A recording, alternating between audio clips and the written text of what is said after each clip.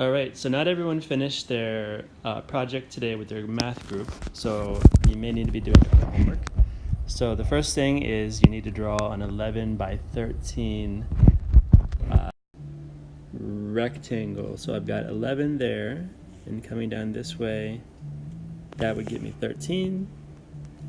And you can use the numbers on the side and top of your notebook to help you. But here I've got 11, and here I have 13. And the goal of this is to cover this rectangle in as few squares as possible. You can only use squares to cover it. And the first thing I'm going to say is don't copy mine, okay? I want you to use your own method, but I'm going to show you an example of how you could do it. And for mine, I'm going to start mine with a 9 by 9 square to start. So if I did 1, 2, 3, 3, 6, 9 by 3, 6, 9, 3, 6, okay, yeah, I'm good. That is my first square. That's 1. Now over here, you'll see this is only 2 wide, so I have no choice here. I can only do 2 by 2 squares for this. I don't have a choice.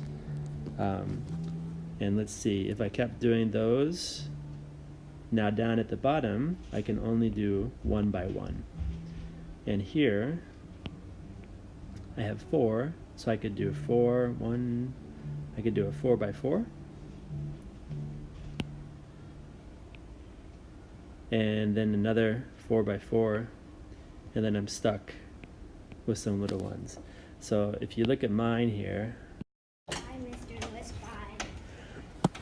it actually took me 15 squares to cover this rectangle, which actually is, this is my first time, so that's okay. I did my best, but you can do it in a lot less than 15 squares.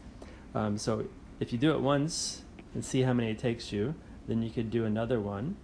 But again, please don't copy mine. I want you to try it on your own and do your own method. You could do it more than once.